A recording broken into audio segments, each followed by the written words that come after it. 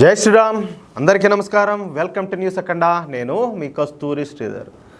నరేంద్ర మోడీ గారు ఆయన యొక్క దూరదృష్టి కావచ్చు, ఆయన ఆలోచనలు కావచ్చు, ఆయన ఎత్తులకు పై ఎత్తులు వేయడంలో నెక్స్ట్ లెవెల్ అన్నమాట. దీనికి సంబంధించిన ఒక ఇంట్రెస్టింగ్ న్యూస్ అయితే ఒకటి తీసుకొచ్చిన. న్యూస్ మాత్రం చాలా బాగుండాలి. దీని గురించి మనం ఖచ్చితంగా మాట్లాడుకుందాము. దీంట్లో కొన్ని విషయాలు కూడా ఉన్నాయి, వాటి గురించి చర్చించుకుందాం కూడా. మన భారత ప్రధాని నరేంద్ర మోడీ గారు వచ్చే నెలలో ఒక దేశ పర్యటనకు అయితే చేయబోతున్నారు. తనను ఆ దేశ ప్రభుత్వం అవమానించినప్పటికి కూడా, నానా రకాల విమర్శలు చేసినప్పటికి కూడా, మన దేశ ప్రయోజనాల దృష్ట్యా నరేంద్ర మోడీ గారు ఆ దేశ పర్యటన అయితే చేయబోతున్నారు. ఆ దేశం మరెవరో కాదు, మీరు ఈ పాటి ఊహించే ఉంటారు. హిందూ మహాసముద్ర దేశమైనటువంటి మాల్దీవులు దేశానికి పోతున్నారన్నమాట. మాల్దీవుల దేశంలో వచ్చే నెలలో మన భారత ప్రధాని నరేంద్ర మోడీ గారు పర్యటన అయితే చేయనున్నారన్నమాట.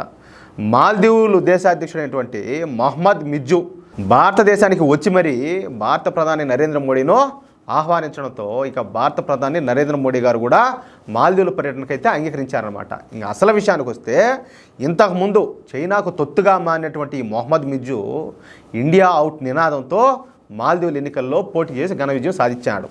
తరువాత మాల్దీవుల అధ్యక్షునిగా ప్రమాణ స్వీకారం చేసిన తర్వాత మహమ్మద్ మిజ్జు భారత్కు దూరం జరగడం ప్రారంభించాడు. చాలా ఓవరాక్షన్లు చేసినారులే వీళ్ళు, మీకు కూడా బాగా తెలుసు. నిజానికి మొహమ్మద్ మిజ్జు రాకముందు వరకు కూడా మాల్దీవుల ప్రజల అవసరాలను భారతదేశమే తీరుస్తూ ఉన్నది. మాల్దీవులకు నిత్యావసర వస్తువులను, మందులను, ఆహార పదార్థాలను భారతదేశమే అందిస్తూ ఉన్నది. అంతేకాకుండా మాల్దీవుల దేశ భద్రతను కూడా భారతదేశమే నిర్వహిస్తూ ఉన్నది. ఇన్ని చేస్తూ ఉన్నా కూడా ఆ జిత్తులు మారే ఎవరు ఆ చైనా మాటలని, ఆ పాకిస్తాన్ మాటలని, వాళ్ళ మాటలని భారతదేశాన్ని దూరం చేసుకునేది వీళ్ళు.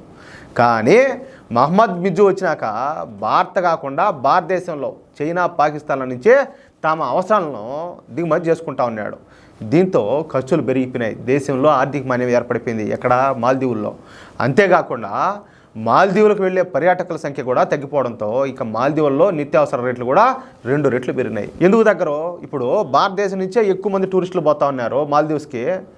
ఈ సినిమాల షూటింగ్లు కావచ్చు, లేకపోతే బోర్నైనా మామూలు కాదు, మన వల్ల చాలా అన్ని రకాలుగా వాళ్ళ ప్రయోజనాలు జరుగుతున్నాయి. మరి ఇండియా అవుట్ అని చెప్పేసి మనల్ని వ్యతిరేకిస్తా, మనకు వ్యతిరేకంగా అన్ని కథలు చేస్తే భారతీయులకు రోషం రాదా? మన దేశాన్ని తిడతామంటే ఎవరన్నా కడుపు అన్న తిన్న వాళ్ళు ఎవరన్నా పోతారా? పారు. కాబట్టి ఏంటంటే ఆ దెబ్బ వాళ్ళ మీద స్ట్రాంగ్గా పడింది. పడేతలకి ఏలే కడుపులో పేగులన్నీ బయటకు వచ్చినాయి. అంటే గులాబ్ జాములు ఉడికిపోయినాయి అనమాట. దిక్కు తెలియలా. ఒక పక్క దేశానికి ఆదాయం రాకపోగా ఈ ధరలు విపరీతంగా పెరిగిపోవడంతో మాల్దీవుల దేశం ఏంటంటే దీవాలా తీసే స్థితికి చేరిపోయింది. బాగా ఆర్థికంగా బాగుండి అన్ని సక్రంగా జరిగేవాళ్ళు ఒక్క భారతను వ్యతిరేకించడంతో, నరేంద్ర మోడీ గారిని అవమానించడంతో పైనుండి వాళ్ళు కిందకు వచ్చి పడినారు. ఊరికైతే కాదు, దానికి తోడు చైనా, పాకిస్తాన్ దేశాలు మాల్దీవులను పీకు తింటా ఉండడంతో ఇక ఈ మహమ్మద్ మిజ్జుకు విషయం అయితే అర్థమైపోయింది. వాళ్ళు ఏంటంటే ప్రతి దానికి కూర్చున్న డబ్బులే, లేచిన డబ్బులే, ప్రతి దానికి డబ్బు డబ్బు డబ్బు అని చెప్పి పీకతనం మొదలుపెట్టారనమాట.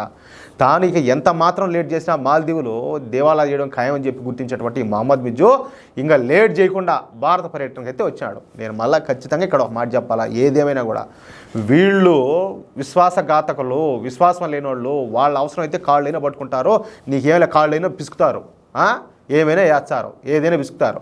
కానీ వాళ్ళకి అవసరం తెలిపినాక మళ్ళీ నీ అబ్బాయి నా అబ్బాయి ఉంటాడు అంటారు. మళ్ళీ అంత విశ్వాసం లేని వాళ్ళు అనమాట. కుక్క తాక వంకర అనేది ఎంత కరెక్టో వీళ్ళకి విశ్వాసం ఉండదు అనేది కూడా అంతే కరెక్టు.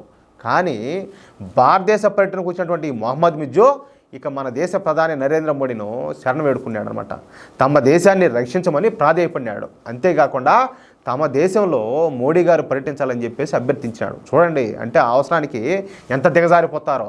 కానీ ముందు చేసిన ఓవరాక్షన్లని వీటికి గుర్తుండవా? 100% గుర్తుంటాయి. అవసరం అయితే ఒక లెక్క, లేకపోతే ఇంకొక లెక్క అట్లా. అయితే ఇక్కడ ఇంకొక విషయం ఏంటంటే ప్రతి ఒక్కరు కూడా గుర్తుంచుకోవాల్సిన విషయం, మనకు కూడా ఈ మాల్దీవుల దేశంతో కొన్ని ప్రయోజనాలు అయితే ఉన్నాయి. అవసరాలు కాదు, ప్రయోజనాలు. ముఖ్యంగా ఏంటంటే ఈ హిందూ మహాసముద్రం మీద పట్టు సాధించాలంటే మనకు మాల్దీవులు అయితే అవసరం ఉన్నది. దీంతో భారత్ వెంటనే మాల్దీవులకు $50 మిలియన్ ఆర్థిక సాయాన్ని కూడా ప్రకటించింది. అంతేకాకుండా వచ్చే నెలలో నరేంద్ర మోడీ గారు మాల్దీవుల్లో అయితే పర్యటిస్తారని చెప్పేసి హామీ కూడా ఇచ్చినారు. నేను ఒక మాట చెప్తా, ఏదో ఆడిపోయిన తర్వాత ఓయమ్మా మళ్ళీ ఏదేదో చేస్తారని అనుకోమలే. ఆయన గతాన్ని దృష్టిలో పెట్టుకొని ఏమి చేయాలో, ఎంతవరకు చేయాలో అదే చేస్తాడు. ఒక పక్క మాల్దీవులను చూస్తానే ఇంకో పక్క మన దేశంలో ఏది ఈ లక్షద్వీపులకు పోయాడు కదా, ఆ లక్షద్వీపులను డెవలప్ చేయడం కానీ ఇవి కూడా జరుగుతాయి, ఏటిపాటికే జరుగుతాయి. ఎందుకంటే వాళ్ళకి ఇంకా మనం ఒత్తడం మొదలుపెట్టినామంటే ఇంకేదో వాళ్ళు నలిగిపోతానే ఉండాల్సిందే. ఒక పక్క ఏదో అట్ట పెడతామన్నా కూడా జరిగేటివి జరుగుతూనే ఉంటాయి. అది ఒక్కసారి మోడీ గారికి చీ అని అనిపించిందంటే ఎవరిని ఏడబెట్టాలో ఎవరిని ఎట్లా ట్రీట్ చేయాలో ఆయన తెలిసినంతగా ఇంక మరెవరికి తెలియదని చెప్పుకోవచ్చు. అట్లా మొత్తానికి ఈ మాల్దీవులు భారతదేశాల మధ్య ఏర్పడిన విభేదాలు అంతమైపోయి మళ్ళా అయితే ఇప్పుడు ప్రస్తుతానికి మామూలు స్థితికి చేరుకున్నాయి. చూడండి అట్లా. మీకు గనక ఈ న్యూస్ నచ్చితే, అదేవిధంగా నేను చెప్పింది కరెక్ట్ అని చెప్పి మీరు భావిస్తే ఈ న్యూస్ నలుగురికి షేర్ చేయండి తప్పనిసరిగా. అదేవిధంగా మీ అభిప్రాయాలు ఏంటో కూడా కామెంట్ రూపంలో తెలియజేయండి. ఇప్పుడు ఏంటంటే కొంతమంది చాలా విషయాలు ఇప్పుడు నాకు రాని ఆలోచనలు కూడా కొంతమంది కామెంట్ పెడతా ఉంటారు. అరే రే ఈ పాయింట్ భలే ఉండదు, దీని గురించి కూడా చెప్పుంటే బాగుండేది అనిపిస్తుంది నాకు ఒకసారి. అట్లా కామెంట్ చేసేవాళ్ళు కూడా ఉంటారు. కాబట్టి మీ యొక్క ఆలోచనతో మీ యొక్క అమూల్యమైన అభిప్రాయాలను కూడా కామెంట్ రూపంలో షేర్ చేయండి. జై శ్రీరామ్.